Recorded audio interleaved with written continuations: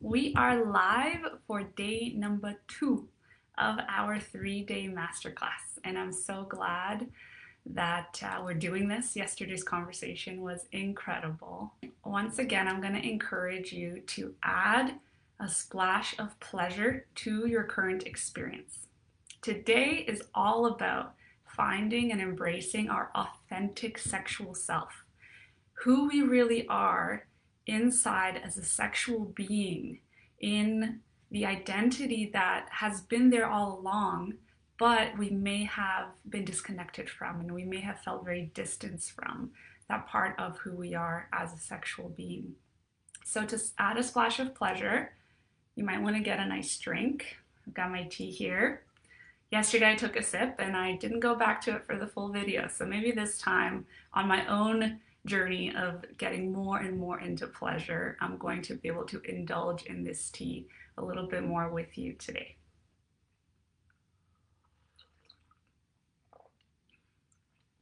So good. So grab whatever you might like to feel more comfortable, to feel more safe, to feel more cozy today. And yeah, pleasure. I'm excited and nervous, as was the case yesterday, where, by the way, I want to talk about this nervousness bit. The nervousness being present is a really good sign in our lives.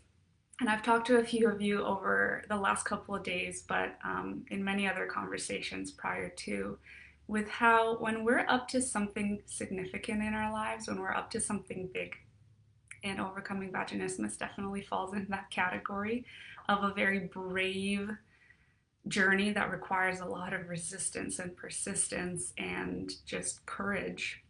Nervousness is going to be present. And we touched on the leap of faith yesterday. The leap of faith with these events, you being here, the leap of faith with taking action in your healing process emotionally and physically. All of that is likely going to have an element of nervousness tied in there. And it's up to us to start to create a positive, celebratory relationship to the little bit of anxiety that might be present when we're up to something big. So in my system, what that feels like, it could be a little bit of jitteriness, a little bit of butterflies in my stomach, some warmth in my heart, which is present right now as we're about to dive into this topic of pleasure that used to be very, very out of reach for me, seemingly. It was not part of my reality as much as it is today to that level. And so it has been a massive exploration that I'm looking forward to giving you an insight into today. So again, congratulations. I'm glad that you're here. For some of you that you're back.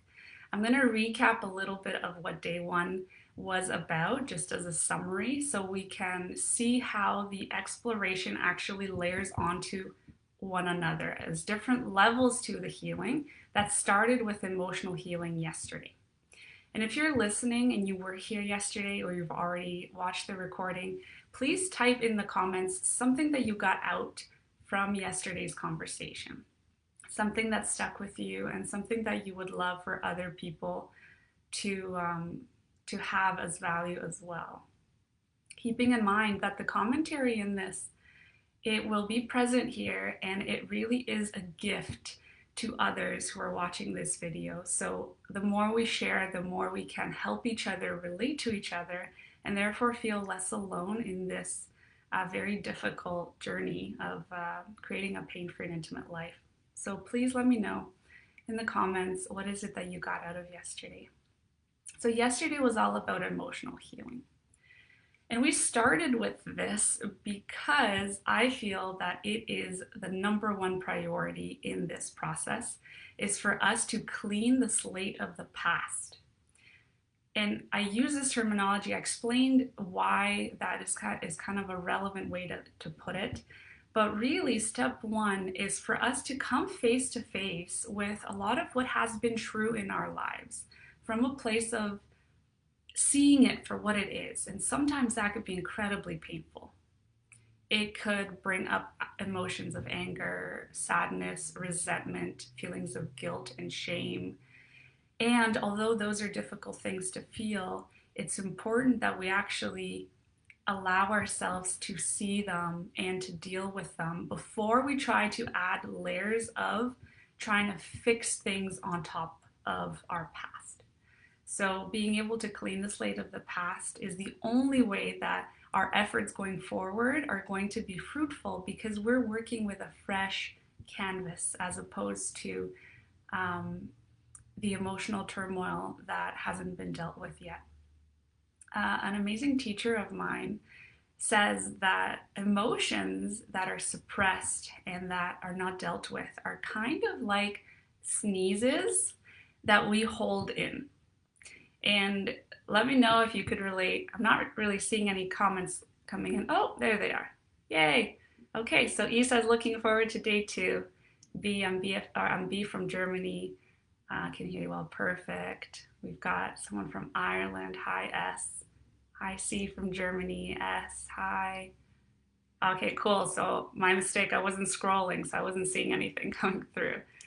Al, I'm doing well. Thank you. I'm also very excited. Hi, S from Germany. And from Germany as well. We've got a lot of people from Germany. Eating pancakes with Nutella. Ah, fantastic. Love that as a source of pleasure. Amazing. Food can be an incredibly wonderful place that we can source pleasure in life. A, hi. Pancake day, yes. E, not feeling alone is what you got out of day 1. Yeah. I'm really glad that's true for you, because a lot of healing does become available with community. S says vaginismus is not you. That's what she got out of day 1. Amazing. I love that. Yeah, language creates reality. And one little tip I gave is to avoid using language such as dysfunction or condition or disease when we speak about vaginismus, and also to avoid saying my vaginismus, as to not make that part of our identity, who we are, because vaginismus is not you. S says, yesterday when you said vaginismus was not something you have, it's something you experience. That was a game changer for me, and I've already changed how I'm talking to myself. Yay, so happy to hear that, S. Amazing. And D says, holding on to a sense of hope with each little step. Yeah, because often we could look at that mountain for what it is, the massive elephant that we have to eat, which is so overwhelming. But being able to do that one little step at a time really goes a long way. And before you know it, you are almost at the peak of that mountain, and you can't even understand how you got there, because the whole time you were focusing on that next step, one by one by one. Awesome. Great. Okay, so coming back to pleasure.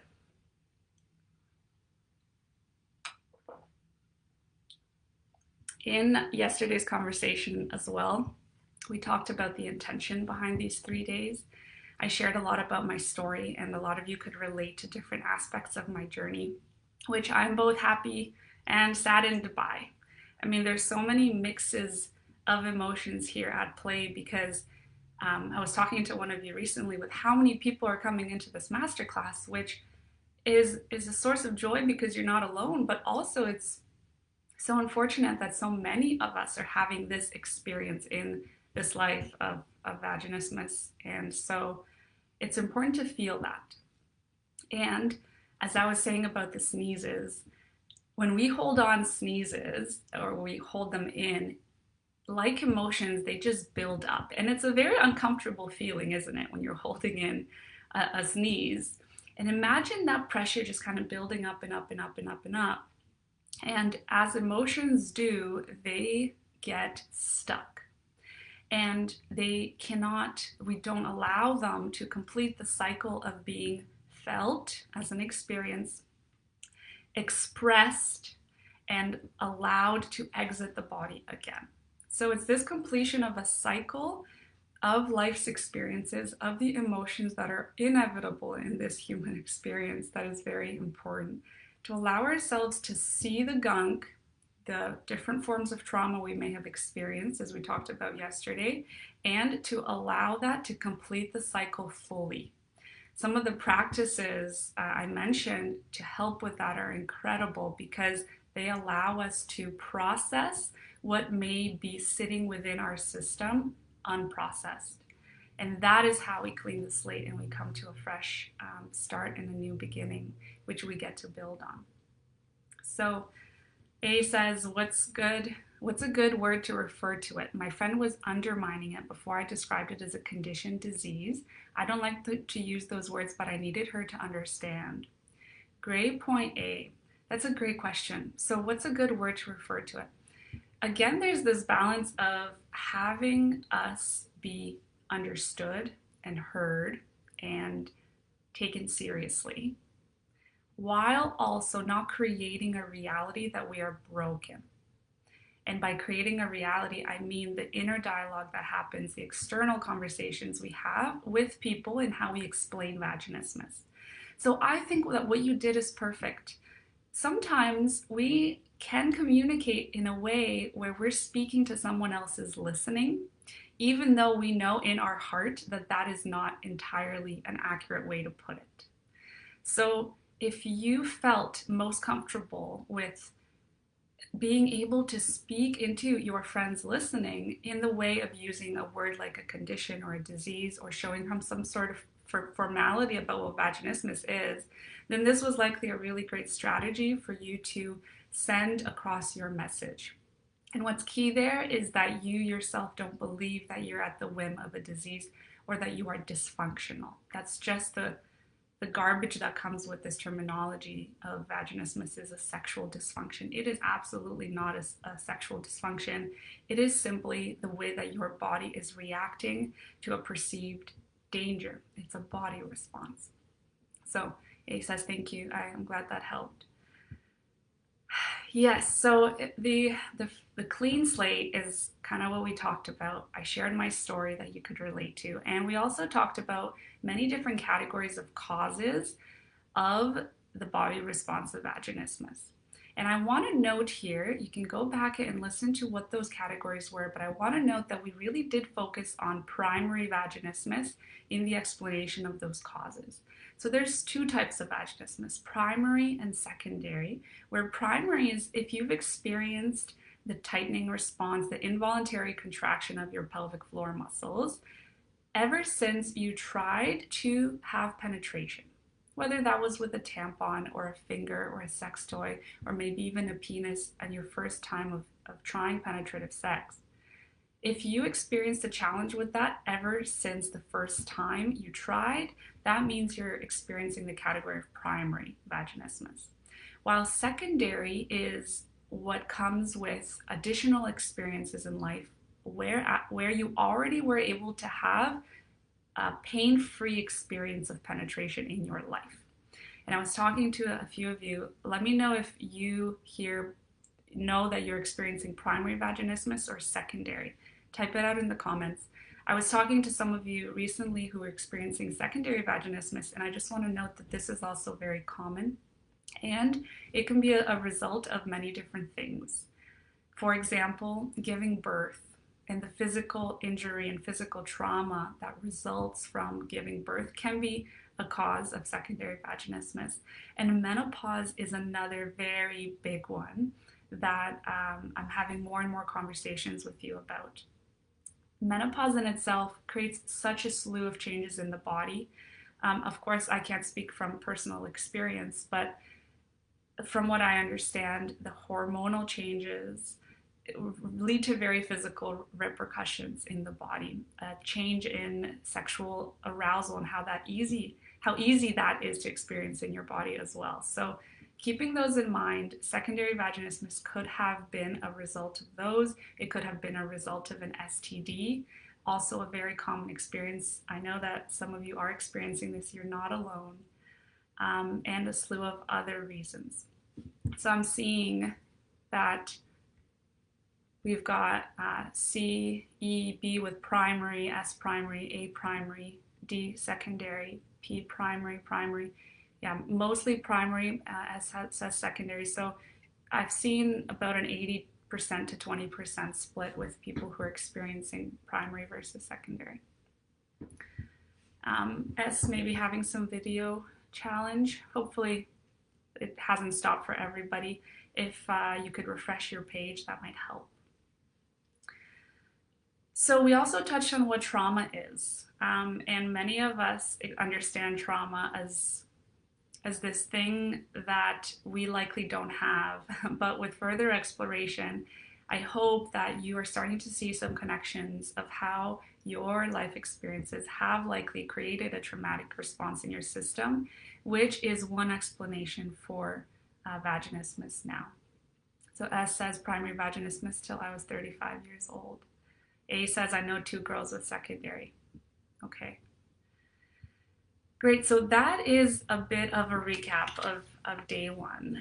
If you'd like to share anything else that you got out of day one, please go ahead. And now we're going to jump into today and tomorrow, which are all about building on, in a positive sense, the retraining inside of the mental body, emotional body, physical body, and really largely we're going to talk about the nervous system and how we can help the nervous system come to a place of balance from which newness in life experiences can be built. The nervous system has been very significantly impacted by whatever the cause of vaginismus may have been for you. And for many of us, this may have led to tension being stored not only in the pelvic floor, but in other places in the body, because we've been on high alert in life for one reason or another. I wanted to touch on this in the context of perhaps panic attacks. Let me know if you've experienced a panic attack in your life. I have. It was actually after my experience of vaginismus. I had 2 panic attacks in a short period of time. And something tells me that I needed to have that also to be able to relate to people more closely in what that feels like. And it is absolutely terrifying to feel a panic attack, to not be able to breathe, and to feel completely, out of control of your own body, as vaginismus has us feel anyways. But this high strungness of the body that may create panic attacks and may also create a sense of jumpiness in our system is very common. If you haven't experienced a panic attack, let me know if you could relate to this. I remember that I used to be very jumpy.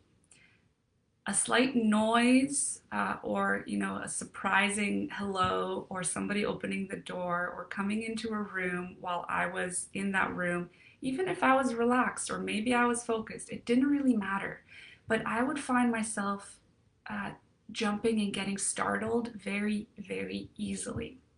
And this is all about how we are wired in that current moment to the unknown, where we may have been very high strung, largely for me due to the readiness I had for life, the fear that I was holding in my system, and the physical tension that I was holding in my system that made my nervous system on high alert. And it also didn't let me have very easy access to the parasympathetic nervous system, which is the one that helps us be calm and collected and cool.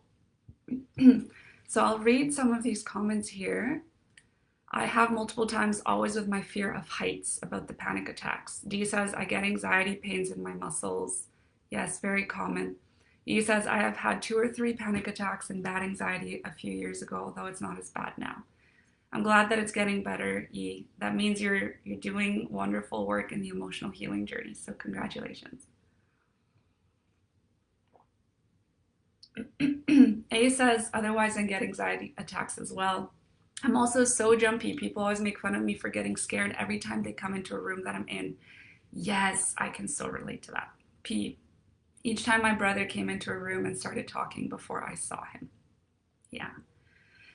So what's happening here is that our body, our mind, is living in a state of readiness to engage in a survival mechanism, which is really what vaginismus is. The muscles are always in a state of readiness to protect. So this jumpiness relates to the nervous system because we may have been on high alert for so long that we actually may have even experienced adrenal fatigue. Our adrenal system has been running over time for so long that we are practically running on a really low fuel tank for taking all of life's surprises with ease and with relaxation. And it becomes important with cleaning the slate, as I talked about yesterday, to down regulate the nervous system to a place of balance that then can be a starting point with everything else that is part of the journey that we're going to be talking about. So just because I know jumpiness and panic attacks are part of your experiences, I wanted to circle back with that and tell you that you're not alone with that. Tension and trauma releasing exercises that we talked about yesterday are an incredible tool for this.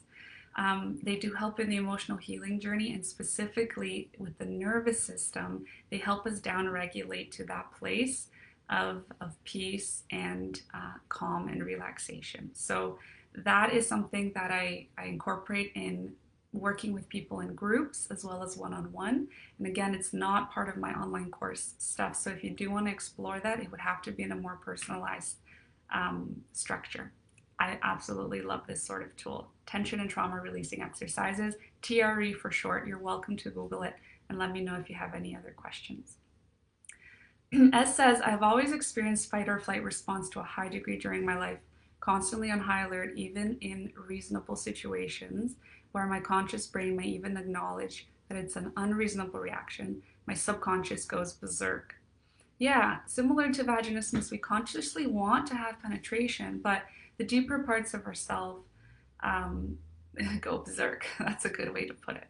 And I want to normalize that this is the appropriate way for the body to react, given that it perceives external circumstances as dangerous. So it's not like your body is doing something it shouldn't be doing. It really is acting on your behalf in order to keep the core of you safe.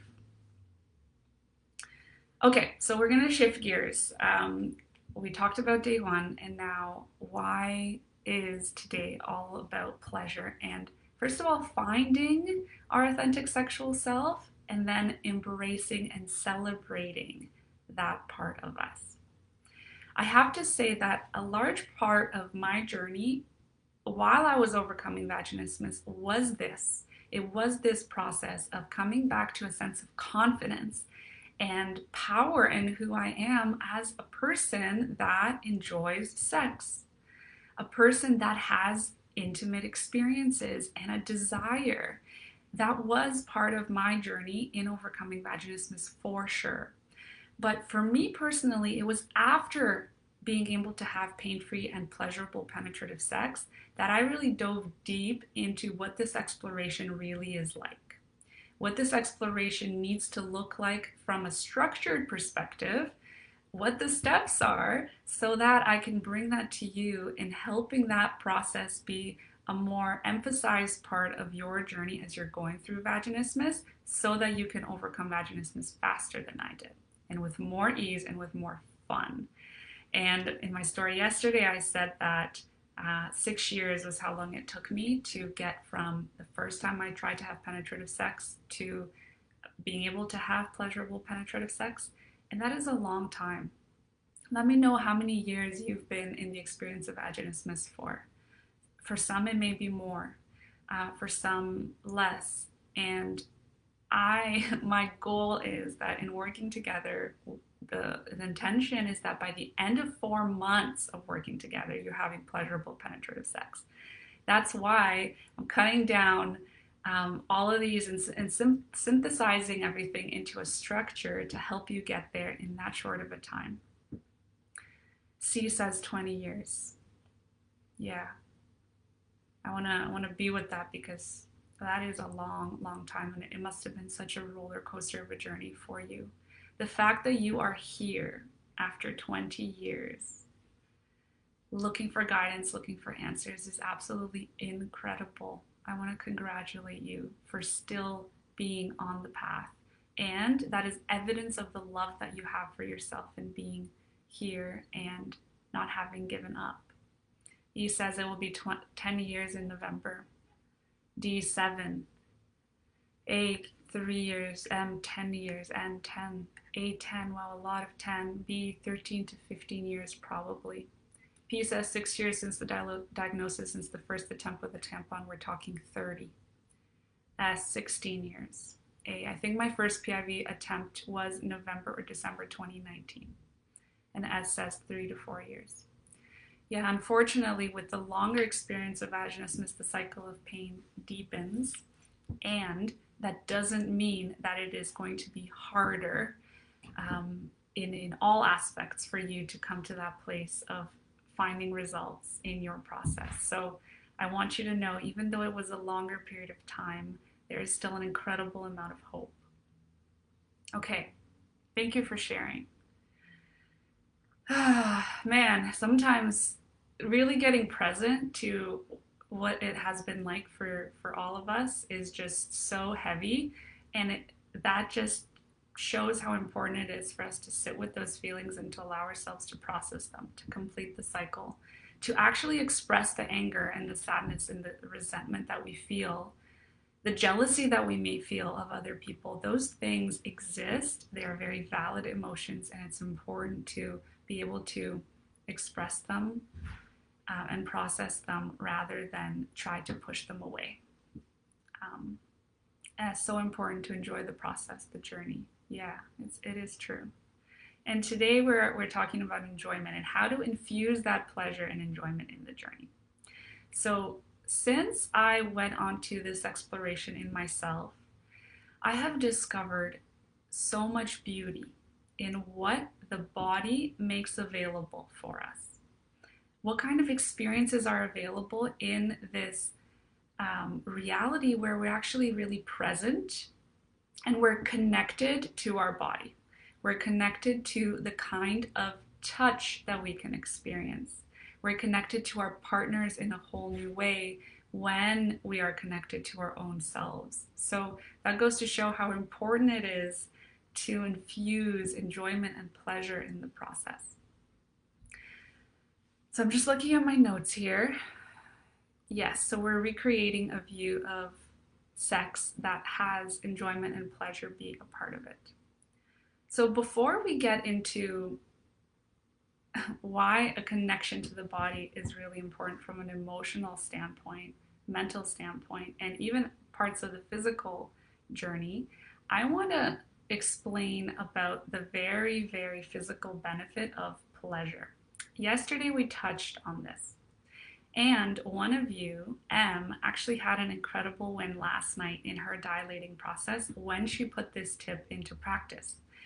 She was able to insert dilator number 7 of her intimate rose set just last night after the masterclass, and she incorporated a whole lot of sexual pleasure, sexual turn on in her body while doing this, and saw fantastic results, inserting number 7 with no discomfort. So M, if you're listening to this now or later, congratulations again. I'm so proud of you for taking that tip seriously and really giving it a shot.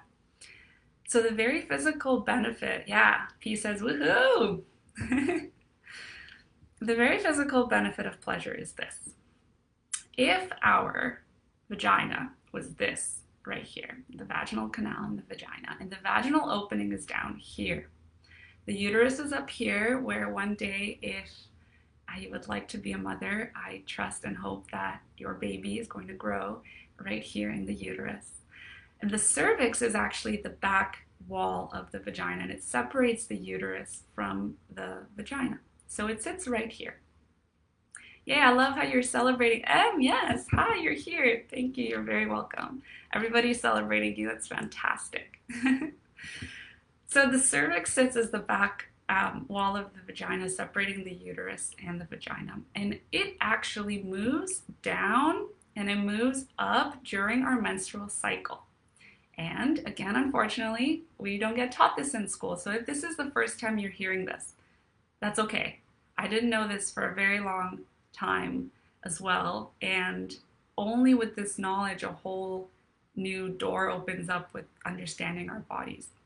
So the cervix moves down and it moves up during the menstrual cycle, where when we're bleeding, when we are closest to our period, our cervix is all the way down here, only about this far away, about 2 to 3 inches, could be this far away from the vaginal opening. So if you're closest to your period or you're bleeding and you insert a finger into your vagina, you may actually touch the cervix, you may feel the cervix, and it could feel incredibly painful, especially if there's a lot of emotional trauma stored in the cervix, which is the case for many of us. Or it could even feel like you're touching tight pelvic floor muscles. It may feel like a wall, and sometimes we confuse a wall with the cervix. Now, when we are on day 14, closest to ovulation in our menstrual cycle, the cervix is actually all the way up here, about 5 to 6 inches away from the vaginal opening, which means that in this time during the menstrual cycle, if you insert a finger or even a sextoy or even a penis, you likely wouldn't touch the cervix, or you may touch the cervix if that toy is about 5 or 6 inches long. So what happens when we are sexually aroused? When pleasure is part of the equation, that sexual arousal actually sends a signal to the brain. Hey, we're sexually aroused down here. Something's happening. Pleasure is present. And the brain sends a signal to the cervix, no matter where it is, whether it's this low or this high at 5 to 6 inches.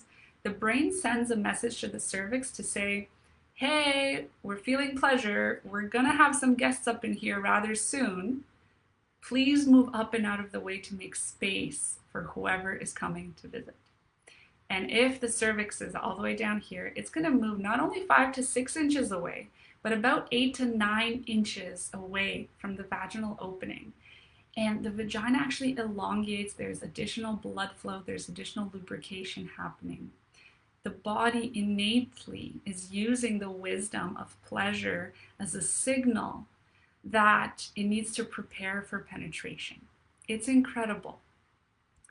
Is this new for anybody? Let me know if this is the first time that you're hearing this, or perhaps making the connection to how this is relevant to vaginismus. For me, when I speak with people during consultations and I tell them about this, I love what happens because we start to gain more of an understanding and a sense of awe, a sense of respect for what our vagina is capable of doing and how our body actually works together in preparing us for a penetrative act. B says new for me, L says new for me.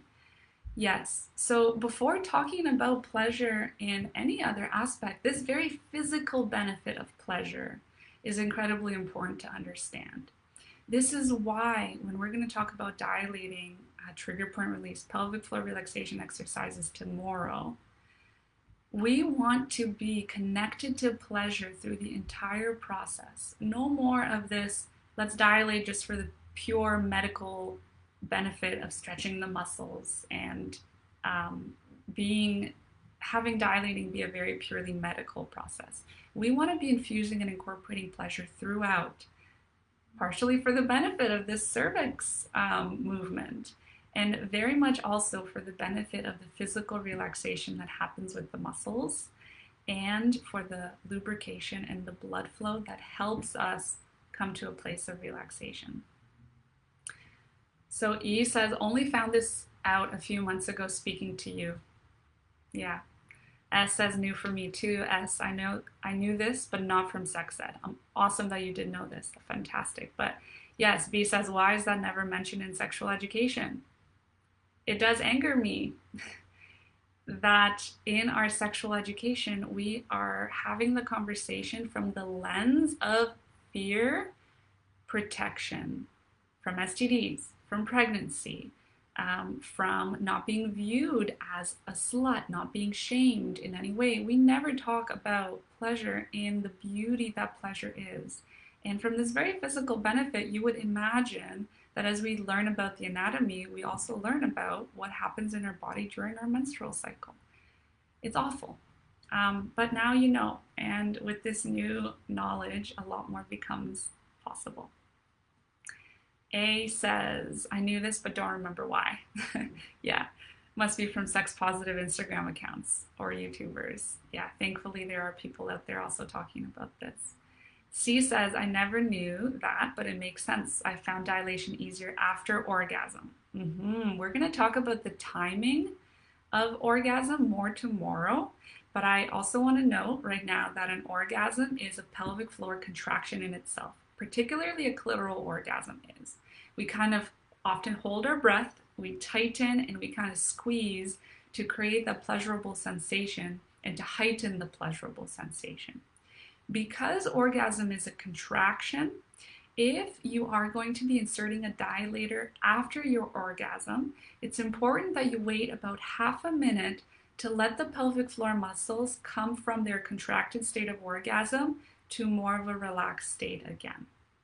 I talk about this over video in my online course and more about the intricacies of the timing, but this is one key tip that I hope you can take away and put in your own dilating practice even now, in waiting a little bit after your orgasm during dilating, or arousing yourself to a point that feels really good but you haven't yet orgasmed, in which your pelvic floor muscles are very, very relaxed, then inserting the dilator, and then if you'd like, orgasming while the dilator is inside, or perhaps after you take the dilator out. So this second way of doing it was the way that worked best for me. And sometimes I would orgasm and then I would dilate and I would perhaps orgasm again. So I invite you to take a little bit of a playful approach with this and see what works best for you in your dilating practice. Elle says, whoa, that's big news. I've never ever been taught anything even remotely close to this. This should be taught in school. Absolutely. One of my missions is to bring this sort of conversation in schools so that we can prevent vaginismus from occurring as opposed to only dealing with it after the fact. Yeah, I always find it so weird feeling the contraction post-orgasm. Does this contraction for anybody hurt? The contraction post-orgasm during orgasm? Because this is also a common experience with pelvic floor muscles that are tight, as is the case for us. Very often an orgasm can actually also create spasming internally that adds to the pain. So sometimes the timing of this is a little tricky because we need to relax the pelvic floor muscles enough first to then be able to incorporate pleasure that doesn't actually involve any pain from the spasming of the pelvic floor. Okay. So we've talked about the very physical benefit of pleasure and why it's important to come back to a sense of presence and a sense of calm in our nervous system before really moving on to a dilating practice. Before we poke ourselves with a dilator, I mentioned yesterday we need to heal our emotional wounds, and we also need to start to see ourselves as worthy and deserving of pleasure throughout the entire process. It is mind-blowing to me that in our journey of getting to a pleasurable sex life that has no limits, where penetrative sex is also pleasurable, we're often told that in the steps leading to there, pleasure is not part of the equation. It's like, do something that doesn't cause pleasure so that you can one day do something that is pleasurable. It's just wild. A says, it doesn't hurt, but sometimes feels a bit uncomfortable. S, my leg cramps. Is that the same? Yes, it is absolutely related. If your leg is cramping up and you're feeling that spasming, that's very much related to the pelvic floor because the pelvic floor muscles are very connected to the legs. I've created stretching routines about this, specifically working with other parts of the body to come to a place of full body relaxation, not only looking at the pelvic floor, but looking at the holistic view of our body physically. So yeah, legs are very connected. L says, yes, sometimes after orgasms, it feels almost like period cramps. A, sometimes it hurts more removing the dilator after orgasming. Yeah, okay, we're going to talk about that tomorrow more, because that burning sensation of removing the dilator is something I experienced It's something most of my clients experience as well. It is very, very common, and it becomes extra important for us to be acutely aware and in control of our pelvic floor muscles upon removing the dilator. One of my beautiful clients, as she called this kind of like as a suction sensation. Sometimes it's like a grabbing where your pelvic floor is trying to hold on to the dilator, keeping it inside. And for some of us, the experience is also the pelvic floor trying to push it out. So you might have felt the gripping, you might have felt the pushing out, and many of you have likely felt the burning and the stabbing. So E says, yeah, I felt this before. I get spasming after an orgasm with my dilator in, but it never hurts. That's good news that it doesn't hurt. P. I can only orgasm by thrusting the vulva against something relatively rigid, so sometimes it hurts, hence I avoid it quite a bit. Thank you for sharing. Yeah, thrusting against something is definitely a beautiful way of self-pleasuring, and unfortunately that can lead to some frustration and the rigidity of that causing pain. Later on today, we're going to talk about the different paths to turn on. So stay tuned. C, orgasm doesn't hurt, but my pelvic floor muscles will ache or hurt before sexual activity begins in anticipation. Yeah, see, so the pelvic floor in anticipation is already getting into that tight state. And because it's so intense in that state, in the anticipation of pain, you're already feeling the spasming. So it'd be incredibly important for you and for everybody that the pelvic floor relaxation happens first before we actually move on to the dilating process. We'll talk more about this tomorrow of how it physically is important to gain awareness and control over pelvic floor muscles with things like reverse Kegel exercises, for example, reverse Kegel, not standard Kegel, before we do dilating. S, I usually remove the dilator before orgasm. I guess I still don't associate dilators with pleasure and then move to the clitoris to orgasm. Yeah, very common. I would say that in my entire dilating journey, the pleasure was because of clitoral stimulation. It was not pleasurable, in my experience with dilating, to be inserting and thrusting. I got to a place of neutrality with that. Neutrality, pain-free, okayness, with clitoral stimulation being the source of pleasure. And about 70% of vulva owners have that same experience throughout their entire sex life, that they need clitoral stimulation in order to orgasm. However, I do think that this statistic is actually overstated simply because we haven't explored to a higher degree different ways of internal stimulation that is incredibly, incredibly pleasurable. So having said that in my dilating process, I only got to a neutral and pain-free sensation with the dilators, I want to note that after being able to have penetrative sex, I discovered a whole new world of pleasure that's available with a partner through penetrative sex that is very, very, very pleasurable and even doesn't always require clitoral stimulation. So there's hope for that. And I hope you don't find that, you feel discouraged that dilating itself isn't pleasurable for you yet. It doesn't mean that penetrative sex won't be pleasurable for you, either by yourself or with a partner. P, with some lubes, also stickiness when removing the dilator. Yeah, likely water-based lubes are creating that sticky sensation. Water-based lubes tend to do that just because they dry out. But also it'd be very important to look for the pH level and the osmolality level in the lubricant to make sure that you are not causing your vagina damage. And I have resources on that. I've written blog posts with what is important to look for in a lubricator. That is my hope, and it's been for some time. Yeah. Okay. So tangent, but I'm so glad that we're having a conversation in this, and we're really sharing experiences. So, other than the very physical benefit of pleasure, we need to incorporate somatic experiencing practices in the process in order to actually find a safety in our nervous system. And only through safety is curiosity then something that's available to us, and then pleasure is available to us.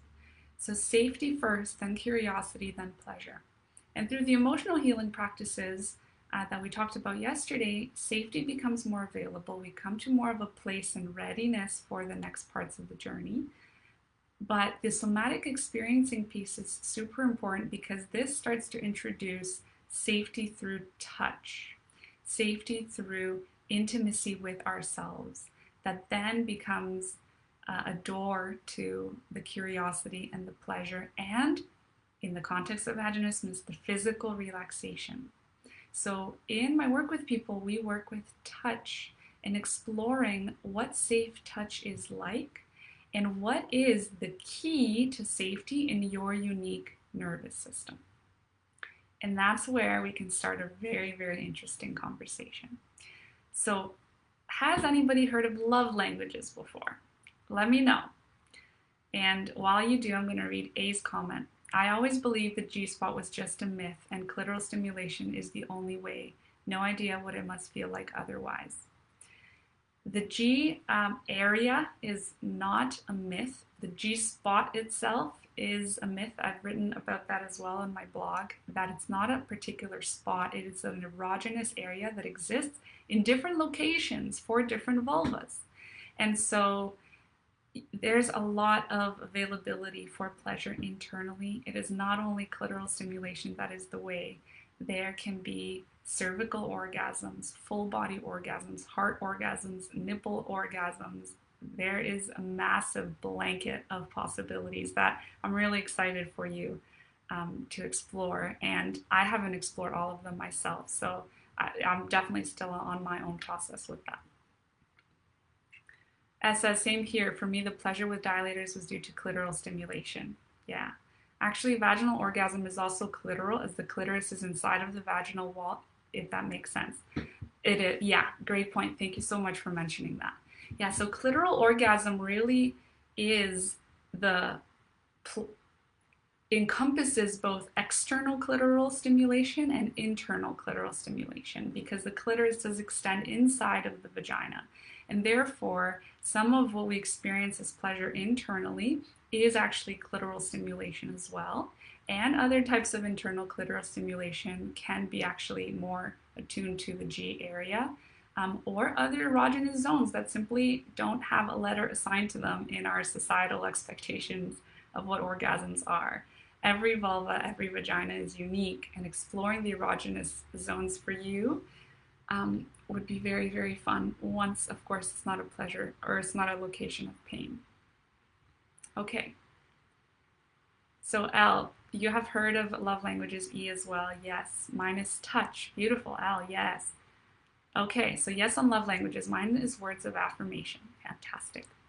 S, but with intercourse with my partner, I had amazing orgasms, and not only because of clitoris friction.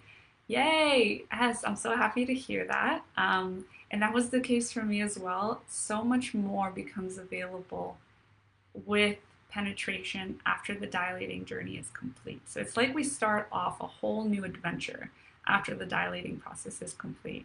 And it really is wonderful.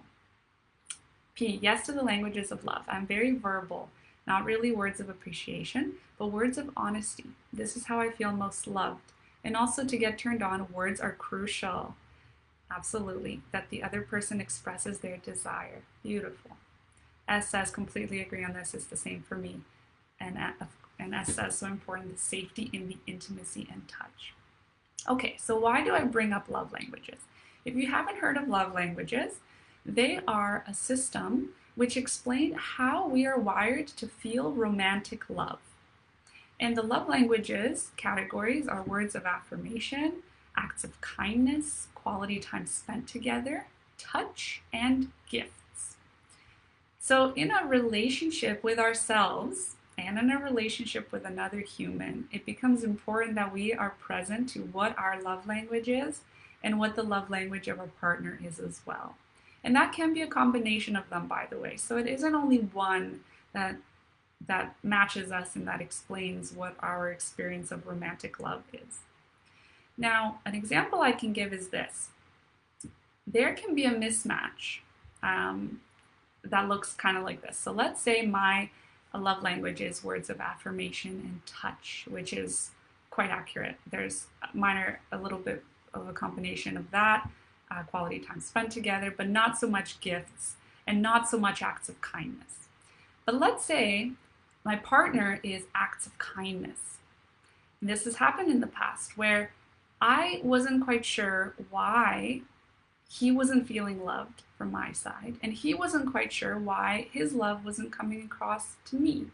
And that was because we had a mismatch in love languages. And so acts of kindness was just not in the palette of things that I thought to give him, because it wasn't in the palette of things that made me feel loved myself. And we tend to give what we like to receive.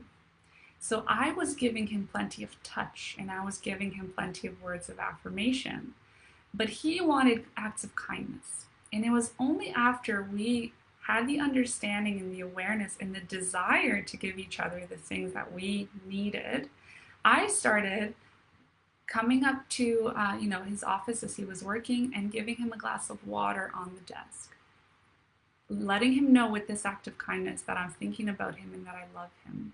And this was a tiny little shift, but that had a massive impact on how loved he was feeling. And vice versa, he could start with giving romantic love in the way that I was going to receive it and I was going to understand it more through touch, for example. So love languages are key in romantic love. And I wanted to start with this conversation because there is a concept about erotic languages that I want to dive even more deeply into.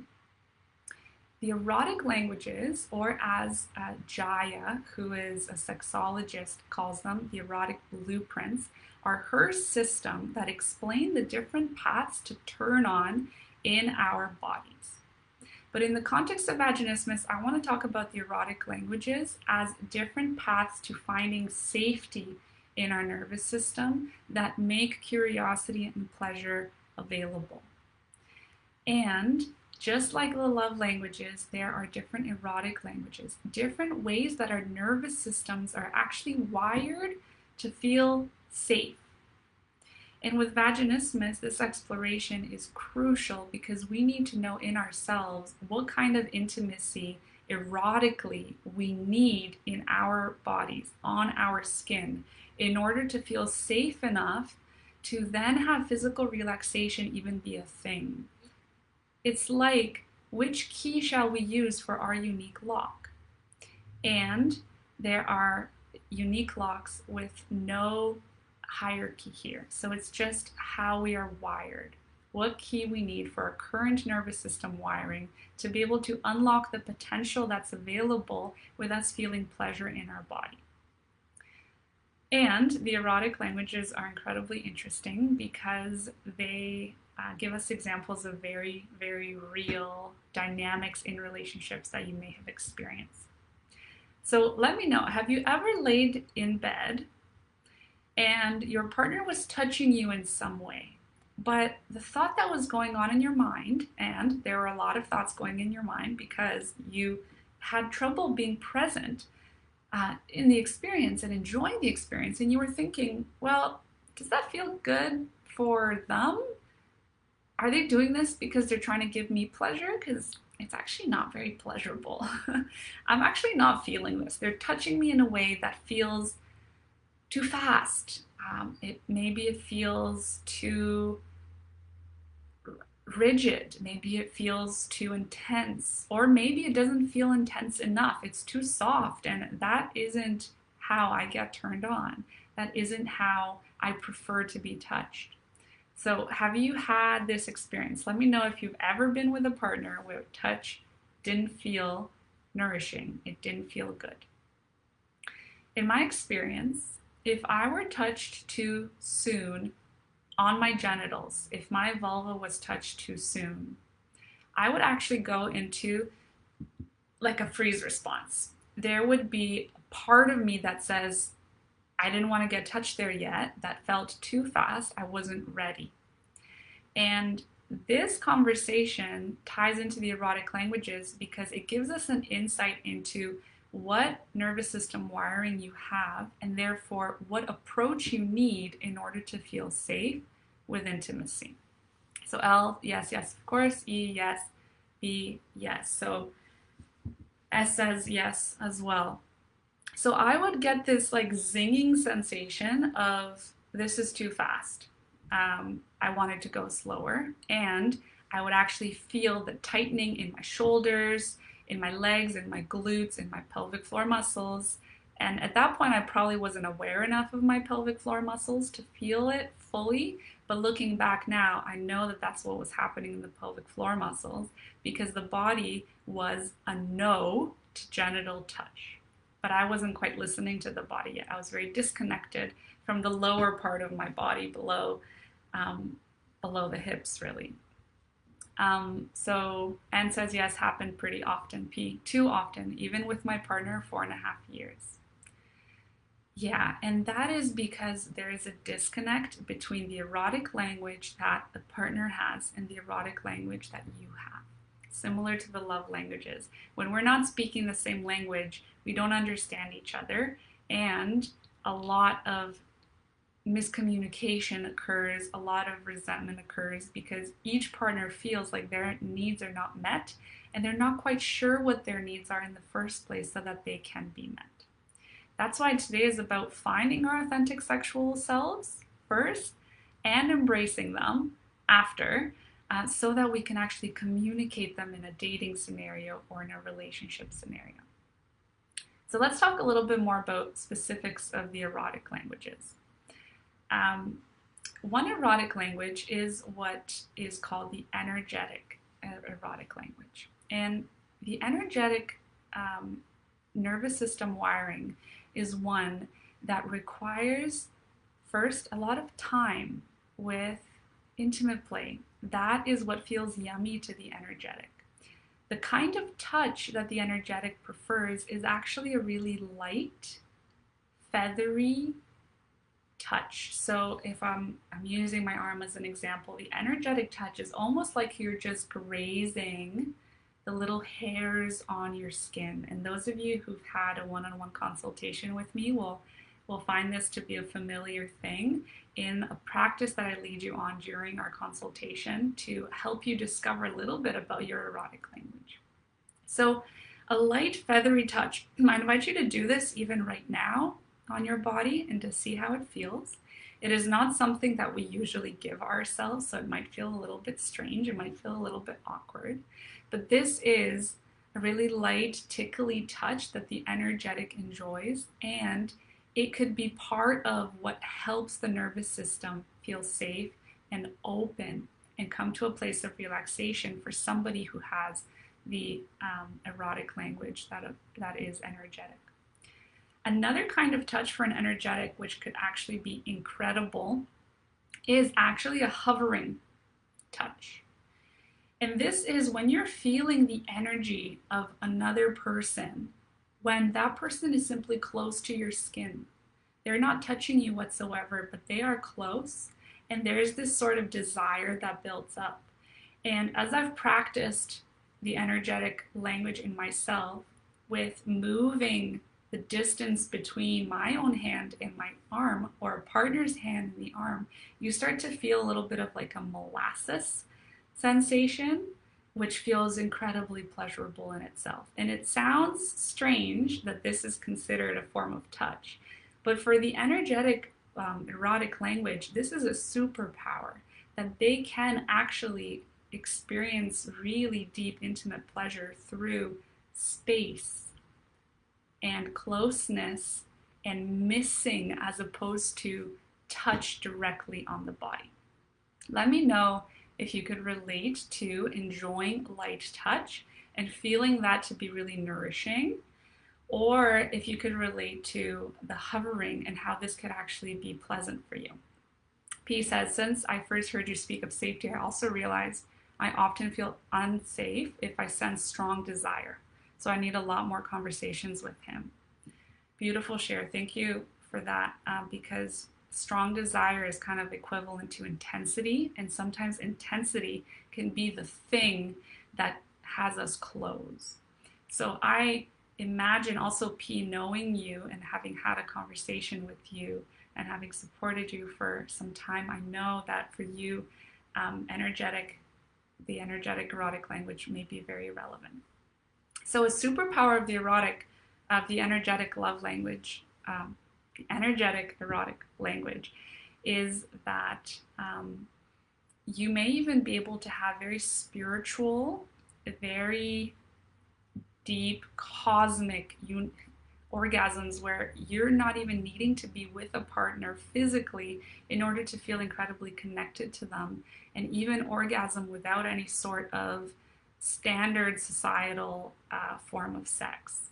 And if you are a very avid meditator or are deep into whatever practices you may consider to be, really deep, finding yourself and getting in touch with who we really are as an essence, as an energy, as a being, you may relate to this superpower of being able to have these kinds of orgasms. And often, many of us who are experiencing vaginismus have this delicate desire and the subtlety that needs to be present for us to open, and we have been overpowered by sensation. We have had too much intensity in our intimate life that has caused our body to sort of shut down and close because it has been overwhelmed.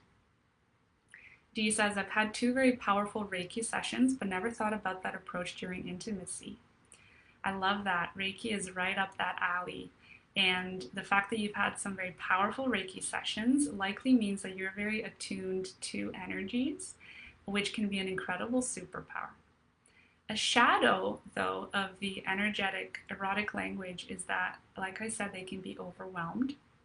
And if deep emotional connection is not present in intimacy, it's very unlikely that your pelvic floor muscles, your vagina, or your yoni, as the energetic erotic language may call the vagina, the yoni, it just won't want to open because it doesn't feel safe enough. It doesn't feel like the emotional connection is there. So he says, I'm a Reiki master and never realized that. Very cool.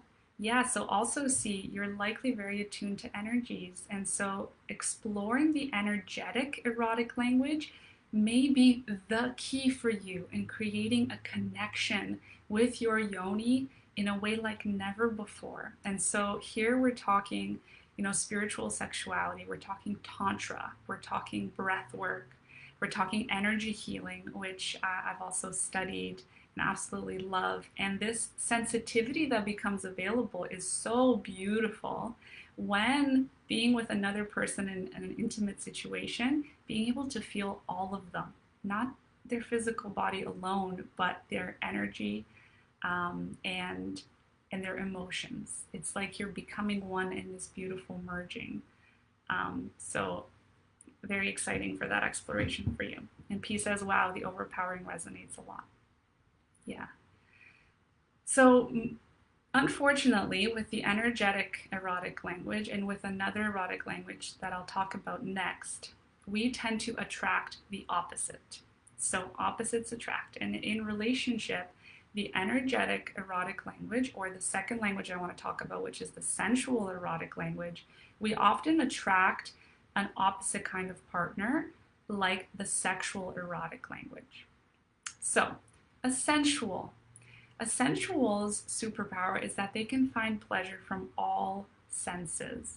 So that means taste, using food in intimate play, having some chocolate could be really nourishing and helping the nervous system come to a place of safety so that curiosity and pleasure can become present.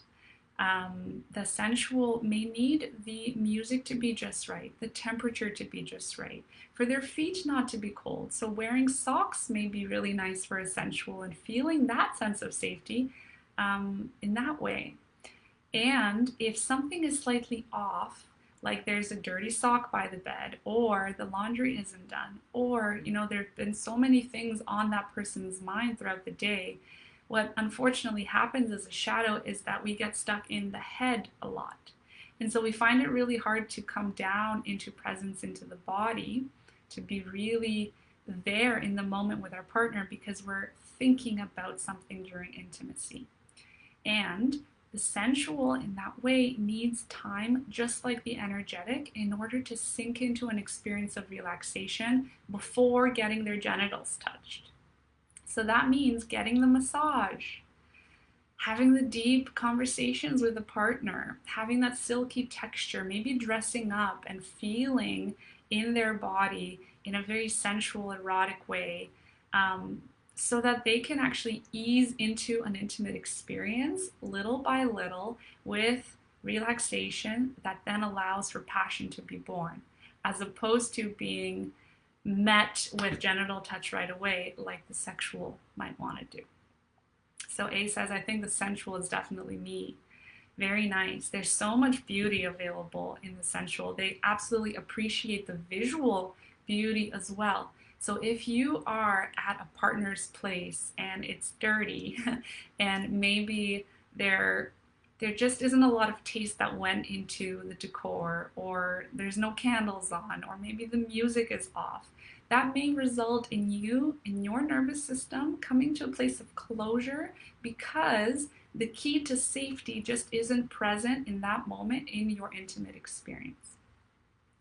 So we talked about the energetic and the sensual, with some of the superpowers and some of the shadows of both.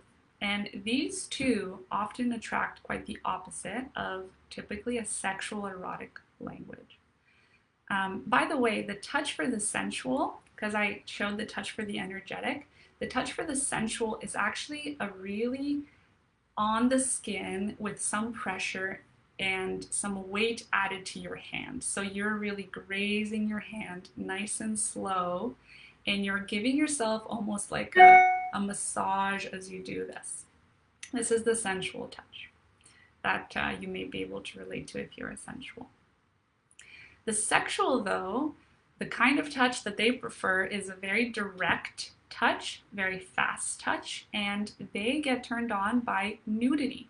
They get turned on literally by seeing nude bodies and from the speed of it all. So it's that adrenaline rush. They want sex now, and to them, sex often means penetrative sex.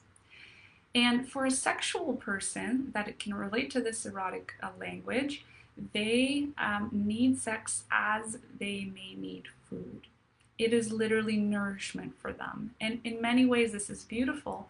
And the way that it presents challenges is when a sexual partner is with an energetic or sensual partner, and you find that a sexual partner is going at the act way too quickly because that feels good for them. But you, as a sensual or energetic partner, is finding yourself actually resisting, moving away from that sexual approach because that is not the key to safety in your nervous system. So a sexual superpower is that they don't need the massage and the time before they can have penetrative sex. It's fantastic in that way, in being able to enjoy the genital touch, the body's juices, and being turned on by all of that, being turned on by speed and the eroticism of that. But one of their shadows is that they may feel shame around, why is it that I want so much sex all the time? Why is it that I need it now and I need it as much as I need food? Why can't I slow down, and why can't I enjoy the massage before the penetration? They are perfectly happy with having the penetration and then the massage, but you may find yourself feeling like you just wish they would be happy to do all of the sensual, slow-paced things before the sex, do the massage before the penetrative sex. As says, so interesting, Katrin. I'm glad you're finding this valuable. So have you had a partner who you felt was mismatched for you in some way? And let me know how, if you'd like to share. Because in my experience with people who are having the body response of vaginismus is that very often we have been either in the sensual or energetic erotic languages, and we've come across a partner that is on the opposite side of the spectrum in the sexual erotic language or in the erotic language that I'm going to talk about next, which is kinky. And I've also found that many people who experience vaginismus are also having a mix of kinky erotic language in their nervous system wiring, but have suppressed that in themselves, have found this to be a source of shame, and therefore haven't explored the kinky erotic language enough to benefit from all the beauty that's available there as well. There's so many incredible aspects of the kinky that have a lot to do with control versus surrender, which we did talk about yesterday too. So E says, I think we are mismatched to some degree. D says, really interesting. Can you be a mix? Yes, you can. I feel like a mix of sensual and sexual. Beautiful. Yes, you absolutely can be a mix. The thing about the erotic languages is that you likely have one primary erotic language, and then you have other erotic languages as well that are present in your nervous system that may be almost as strong or maybe equally as strong as your primary one, with some erotic languages that you can't relate to at all. So being a mix of sensual and sexual is fantastic. Awesome.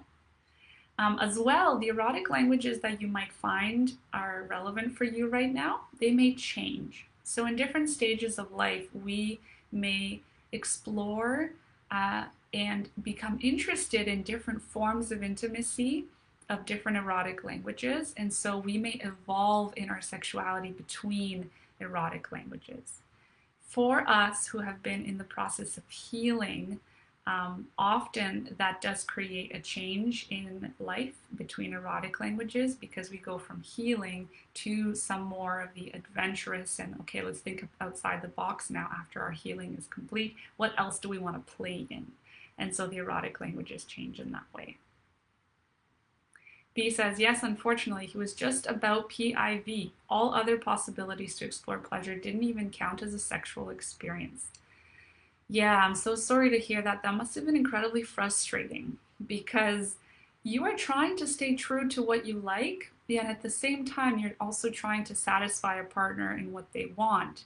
But unfortunately, vaginismus holds your no pretty firmly, and it even strengthens the body response of vaginismus, because the body feels like it needs to be a no more firmly in order to feel like it is safe.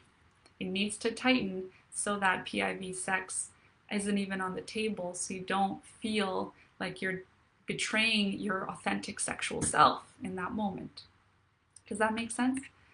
Yes, for feeling mismatched, me being sensual. P, huge mismatch most of the time. A, in my case, I think the mismatchings were solved with communication and love and wanting to pleasure one another. Oh, that's beautiful.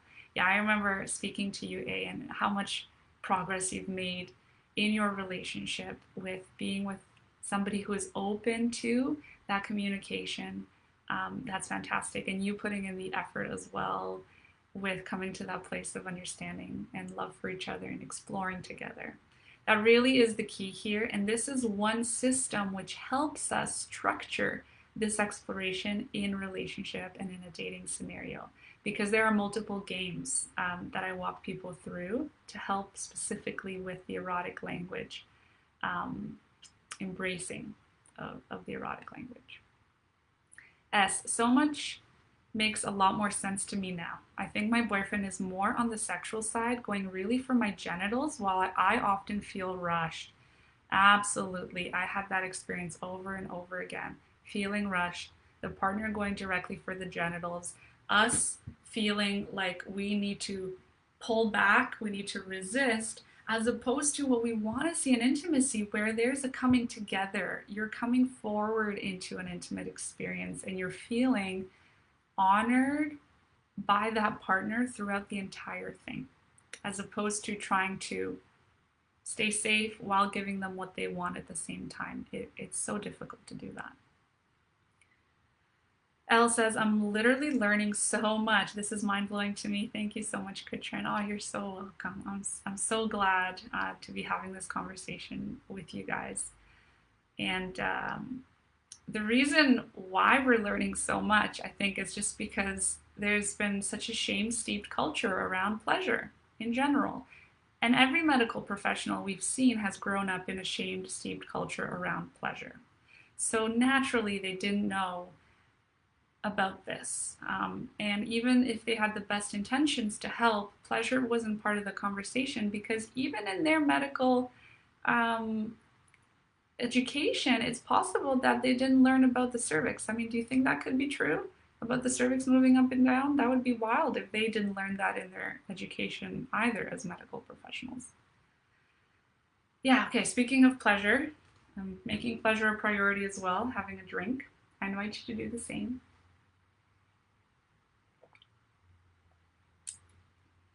And in my life, one of the stories that I share often as well is about being a high performer and growing up, as we talked about yesterday, in a family in which a lot of stress was present just because of my parents' relationship dynamics.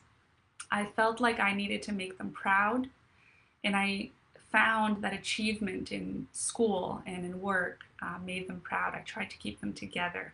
I wanted to be the best version of myself so that they had a reason to stay together, so they had a reason to be happy. And so I became a high performer in many aspects of my world.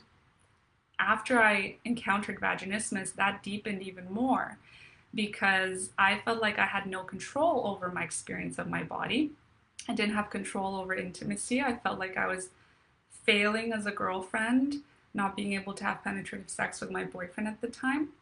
And so I dove even more deeply into, okay, I can't really be successful here. I'm going to sweep this under the rug, my intimate life, my sex life, and I'm going to go even more deeply into being a fantastic student, being a good friend, being a great daughter, getting a great job, etc., etc. And that high performance that we are looking for happiness in, that we're looking to be good enough because of, that pulls us further away from prioritizing our own pleasure. We make other people's experience of life a priority. We give, and we don't make pleasure a priority. So even something as simple as remembering to take a sip of tea is actually a result of an incredible healing journey that I imagine you have also been on, with trying to make pleasure a priority more so in your system. Can you relate to the high performance thing? Can you relate to, feeling safe in the realms of life in which you have control over? Let me know if that is resonating with you, because I find that many of us have tried to put in more effort in the parts of life that we feel like we have some sort of grasp on, and therefore we've kind of just put our own body, our own self-care, our own experience of pleasure as the bottom of our priorities list.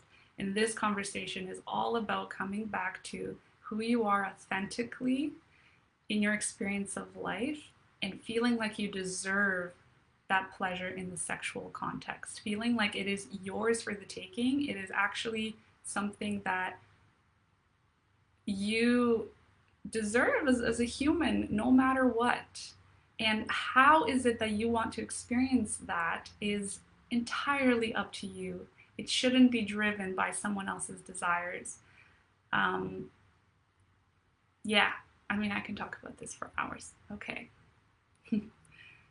Let's see. It says I was a high performer before I was diagnosed with vaginismus because of similar circumstances. But after I was diagnosed, I went the opposite way and started, and I don't see the rest of that comment, but yeah, probably, and started the self-care and taking care of your body. That's beautiful. Katrin, what you just shared resonates with me at such a deep level. Thank you so much. You're so welcome. Yeah. And like I said yesterday, this sort of high performance is what has kept us safe in the world. It has been our survival strategy.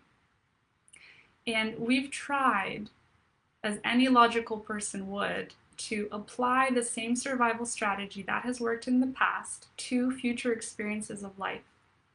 But when we come into an experience of intimacy, the rules of the game change.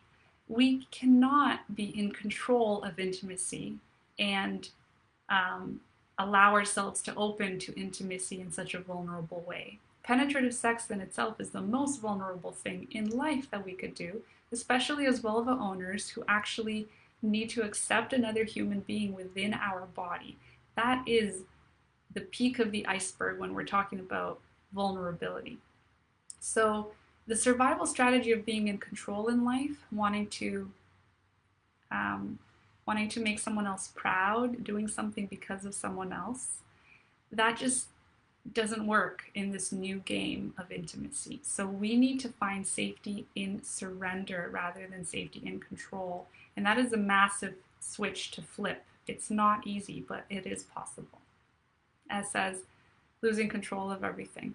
Yeah, 100% perfectionist. Yeah, perfectionism, we touched on that yesterday as well. P, yes, we're trained for performance and behaving. Absolutely, we're trained for performance. We're trained to do so we can have. But the way that I like to introduce this in the big picture of the process is that it's all about being first, and being leads to doing, and doing leads to having. If we focus on doing all the time, we're forgetting about the essence of what it means to be a human, and it is to be, it is to enjoy. And that's what it's all about, enjoying the process, because at the end of our lives, we are going to have a bunch of stuff. We're going to have done a lot of things as well to be quote unquote proud of. But if we weren't being in pleasure, then what was the point of life anyways? L says 100% can relate to that. S, I'm definitely a high performer. And that is an incredible part of our personalities to also be very proud of. Being a high performer, it has been what has led us to such incredible accomplishments in life. By no means am I saying to put that to the side and not give it the love, the appreciation that it deserves. What we're getting at is creating a balance between high performance and enjoyment and rest. And the statement that I like to use as well is that rest in itself is productive. When I made the connection, the experiential connection in my own nervous system, that rest is productive innately, I gave myself more permission to rest. I gave myself more permission to just be with myself instead of driving myself to exhaustion, like I did for quite a while in the career that I was in before this. I was a chartered professional accountant, and I stayed up very late, and especially during busy season, and I was giving it my all, but that led to a lot of physical problems, including the strengthening of the body response of vaginismus. So L says, oh yes, totally can relate 100%. A, yes, I would always make more of an effort at the subjects I was naturally good in and wouldn't make an effort to get better at the ones I wasn't as good in, for example. Yeah, that's also likely because of the very human fear of failure. We want to stick on the path that has been working before, and naturally, that makes sense. Yeah, and totally putting all my time into medical school so I wouldn't think about vaginismus. Yeah, I was putting all my time into being an auditor as well, not thinking about vaginismus. See, I'm a control freak, definitely part of the problem. Can relate to that as well. And I wonder in cases where being a control freak, whether that was part of the problem in the first place, in the initial source of it, or whether it was an effect of the trauma that you may have experienced in your life. Very often we may look at the control freak aspect, the perfectionism aspect, as the thing to fix. But if we look even further back in life and we heal emotionally from the source of that, we can actually be helping both our perfectionism tendencies or our OCD, if you feel like you're experiencing that, and be helping the experience of vaginismus all at the same time by looking at the source of things.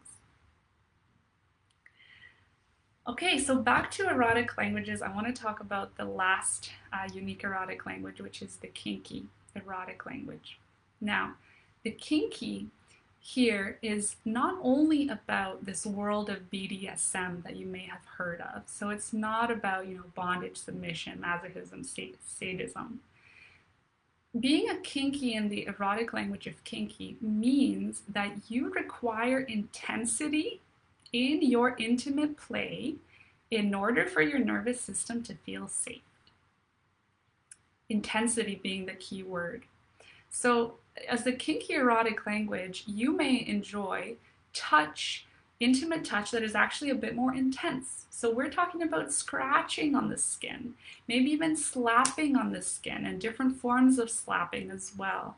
Maybe hair holding, hair pulling, or some sort of naughtiness, which creates a sense of intensity for you in the bedroom. And this is a really beautiful experience where a lot of shame may be associated as well in the shadow of the kinky erotic language. For me, I discovered as I was going further and further in my exploration of the erotic languages present in my nervous system after overcoming vaginismus, that I did have a lot of kinky tendencies in myself. I did enjoy the intensity of sexual play. I did enjoy specifically the dynamic of dominance and submission, where I enjoyed for a partner to be in the room with me and to have a sense of he's got this, he's in control.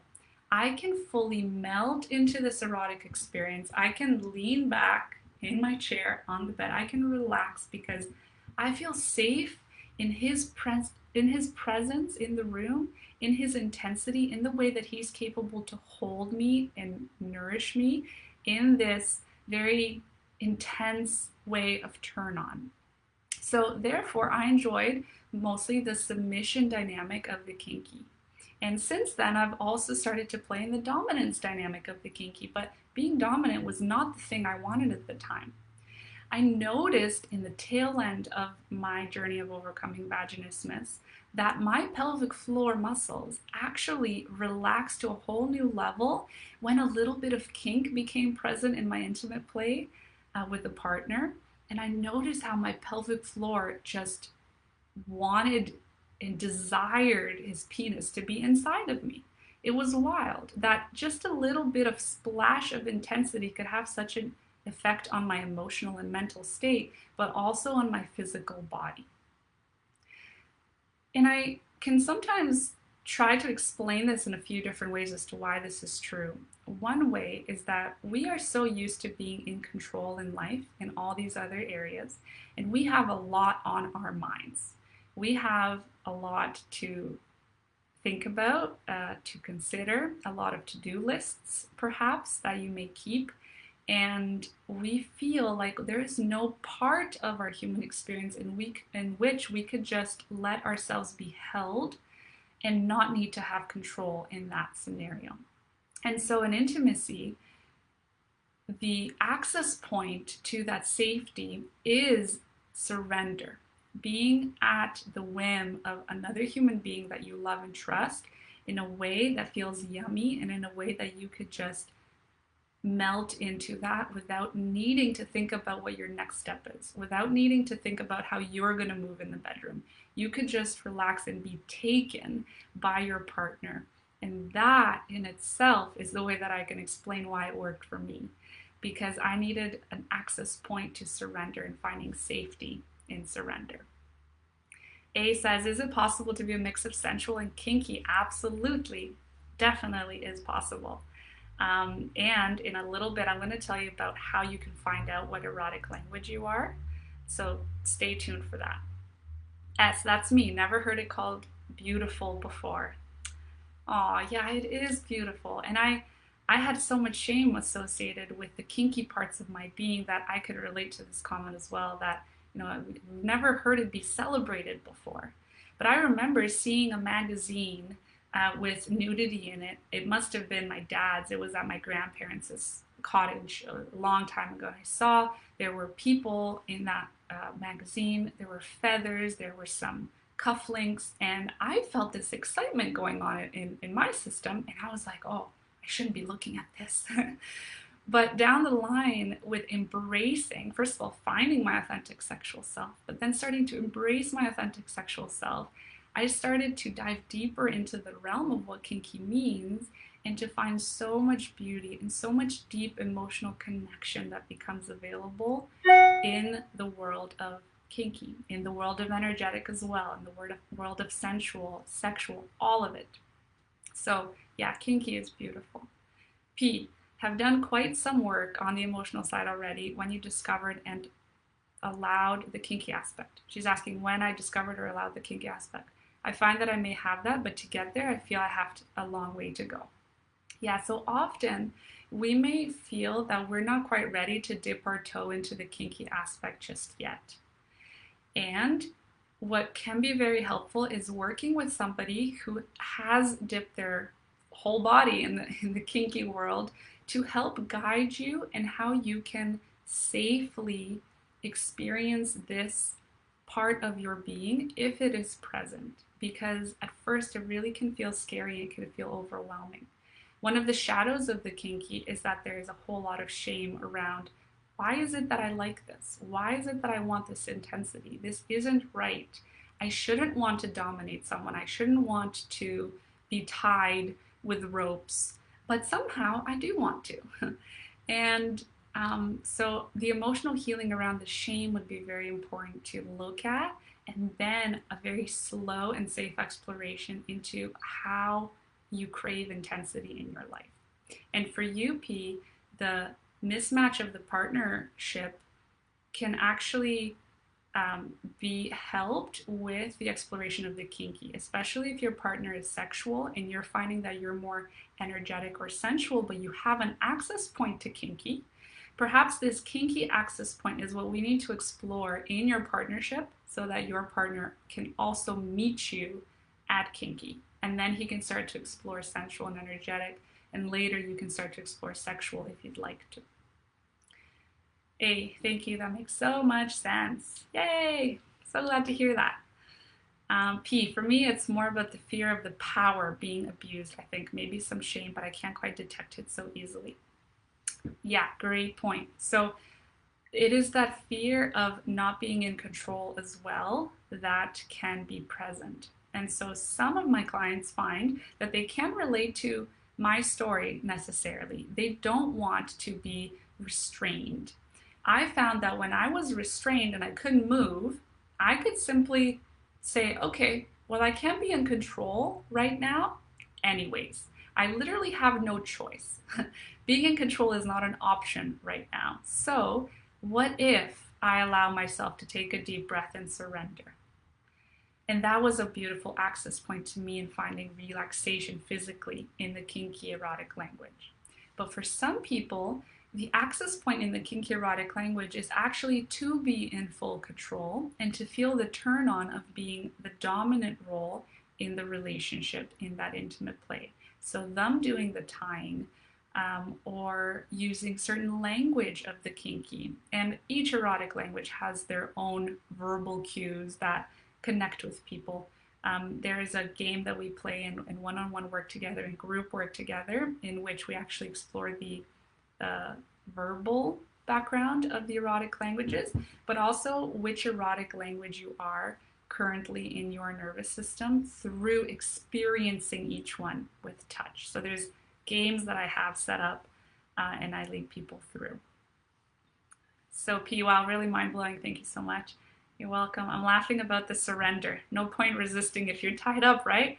Exactly. Yeah, sometimes we need to push ourselves in a compassionate, kind way, because I always am careful with this word push. Many of us have been in this no pain, no gain mentality. I just have to push through things, which doesn't help with the experience of vaginismus. But in some ways, if you take the leap of faith and you have no choice of being in control, then a whole new world becomes available. So how do you find which erotic language you are? I already mentioned that there are games that I play with people. So if you decide to engage in that kind of exploration, that would be beautiful. The few online courses that I have available that do talk about this aspect of the vaginismus journey One is rekindling intimate connection. And this doesn't talk about the erotic languages in particular, but it is actually the foundation of finding safety in the nervous system through touch that I make sure you do go through before you jump into the deeper dive, which is the Pleasure Exploration Journey online course. So those are two things that you can keep in mind for how to continue this exploration for your own self. And another thing that you can do is do a quiz that was created by the sexologist I already mentioned, whose name is Jaya. And I'm going to include this as a home play activity for you for today. And I'm going to include a link in the group for where you can take the quiz. With the quiz, what we are going to be finding out is what erotic language you think you are. Because keep in mind, the experiential touch on the body is the most accurate way you can find out what erotic language you really are and what is the nervous system wiring that's going to lead to safety and pleasure for you. The quiz itself is engaging only the mind. So the mind may not give us the most accurate representation of what really is true, but it's a really nice introduction to this world of erotic languages, or as Jaya calls them, erotic blueprints.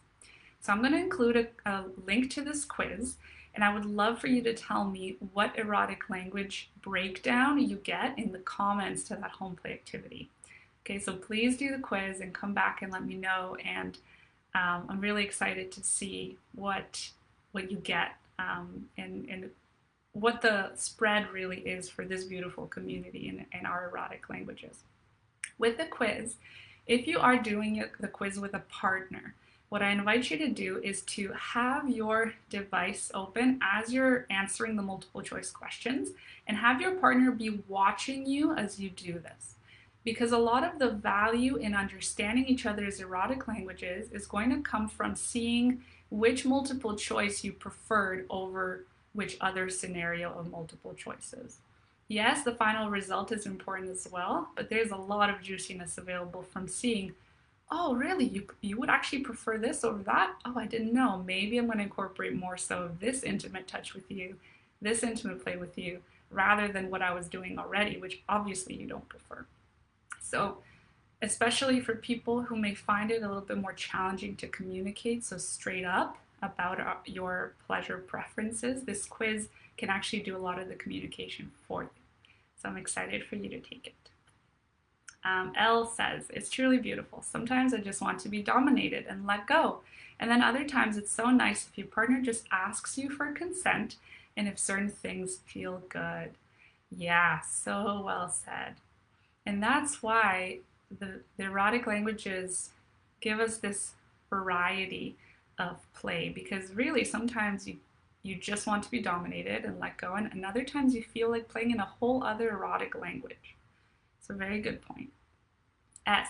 When I was in my later teens and sex was not on the radar for me, I would say I was more sexual and maybe even kinky. Then as I became an adult and tried PIV, I became less sexual and lost that spark I feel I have and is still there.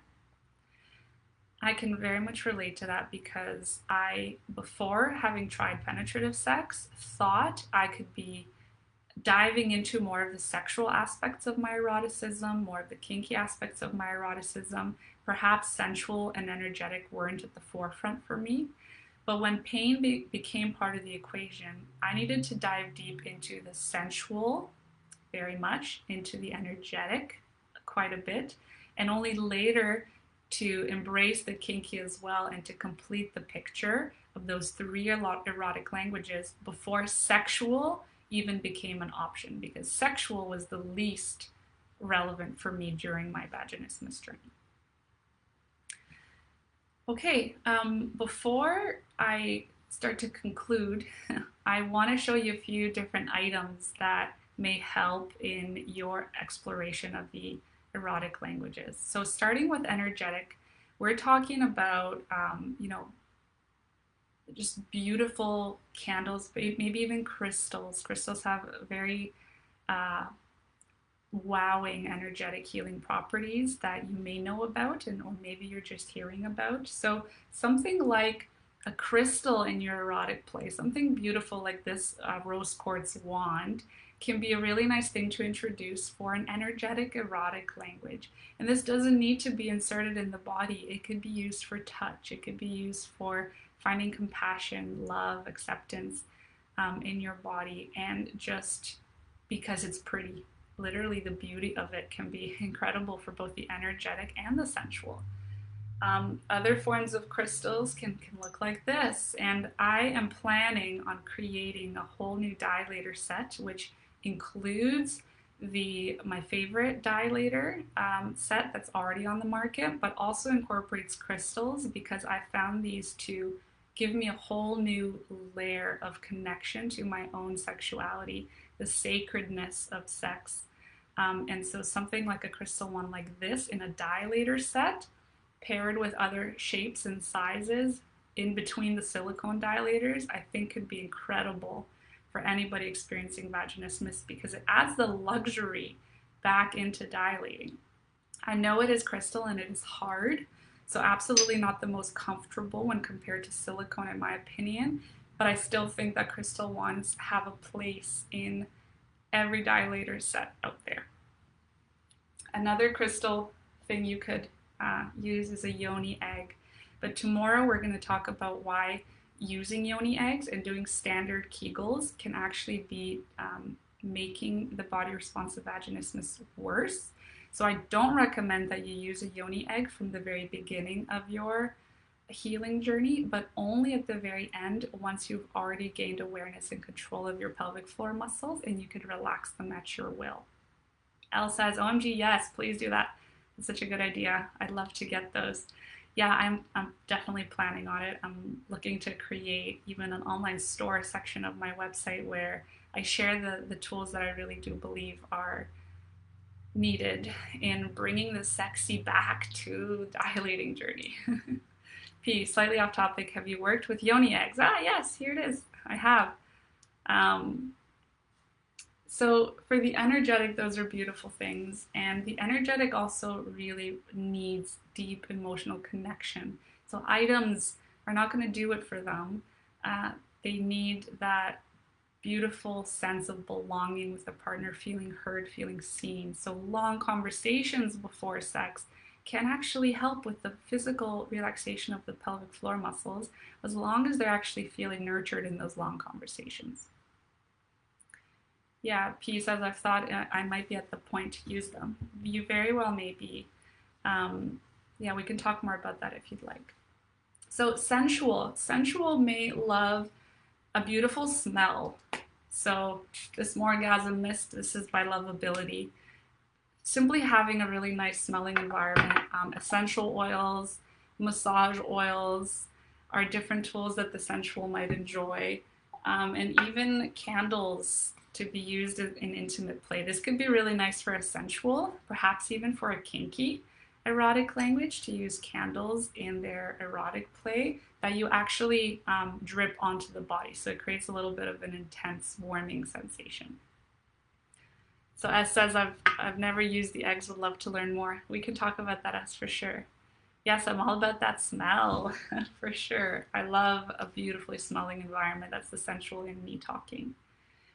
The sexual may really like vibrators. And this is my favorite vibrator, the external vibrator that I prefer. It's called KIP. I've written about this and why I like it. Dilating in itself as a process, I really do encourage the use of vibrators, but they're not absolutely necessary because pleasure is available without using any sort of toys or tools. There is no need for a vibrator, but sometimes it's a wonderful way to introduce pleasure to the equation, especially for somebody who may not feel comfortable quite yet with touching their own vulva or touching the clitoris, like was the case for me for a very, very long time. So a sexual might like vibrators, erotic films, erotic novels as well, may be really fantastic for a sexual. And another vibrator that I really like as a potential first introductory internal vibrator is this one. It's incredibly soft and it is about the size of maybe a size 3 dilator of a typical 8 size set. Finally, I want to show you a few things that a kinky might like. A kinky might like something feathery like this, simply for the idea and the fantasy around that, but an energetic might like a feathery, sensual item like this, like a very light touch. A kinky might also like something like a choker. Maybe your partner would love the idea for that for you as well if they are asexual and you are willing to play into a kinky. So something like a choker may be really fun for a kinky in creating that intensity. And also something like cuffs for a kinky, or ropes, or a restraint system for all of your limbs. All of those things exist out there. And I invite you to see that as part of the playground that you can start to embrace if you feel the call to want to dive deeper into the erotic language exploration. Okay, so that kind of concludes the content for really the day 2 masterclass. I'm just checking if there's anything I missed here. The final little piece that I haven't talked as much about, but you could find all about it in either group programs, one-on-one, or the Rekindling Intimate Connection online course, is the whole aspect of giving, receiving, taking, and allowing. This is the Wheel of Consent that was created by Betty Martin, and she talks about the dynamics in relationship between when we have been givers or takers, or we've allowed very much to be done to our body, or we have received. And very many of us in the experience of vaginismus have been either givers, but we haven't received enough pleasure in ourselves, or we've allowed for our partner to take pleasure, but we haven't, again, been in the experience of pleasure in our own body in the way that was most authentic to us. So that's a whole other conversation about the Wheel of Consent, the dynamics of giving, receiving, taking, and allowing, who the pleasure is for. And I have a whole video course on that, but also dive more deeply into it when working with people more personally. Yeah, so S says, thank you so much. Fantastic session. C, thank you so much. That was really useful and interesting. Thank you so much. Can't express how grateful I am. You guys are so welcome. This was the best. Thank you, Katrin. Thanks for the community. You are very, very welcome. Elle says, I've never felt so hopeful and excited about healing vaginismus. This has been so wonderful so far already, and I'm so ready to learn more and heal. Yay! I'm so happy to hear that. And says it was so interesting, and being in this community is already helping a lot. I love that. Thank you for being here. Thank you for showing the love for yourself by listening to this, by still being on the journey. It is really beautiful to see, and the amount of resilience and bravery and courage that exists in this community is just through the roof. So I'm going to see you again tomorrow. Take a look at the home play activities. I invite you to do them, do the quiz. Let me know what your results are. Thank you to everyone who's done yesterday's home play activities as well. And let's get excited for what really is possible on the other side of vaginismus, because you deserve that. And that is the most important. A says, thank you so much, Katrin. Today was really eye-opening. You're welcome. P, and it gets better and better. Yes, it really does. It gets better and better. And there will come a day where, I just mentioned this to my beautiful one-on-one client today, C, there will come a day when your dilators are sitting in your closet, but they're sitting in your closet because you no longer need them. Ah, yeah, that feels so good. And B says, enjoy the rest of the day. See you tomorrow. See you. L, thank you so much. Have a lovely day. See you tomorrow. Have a wonderful day. I'll see you tomorrow. Bye.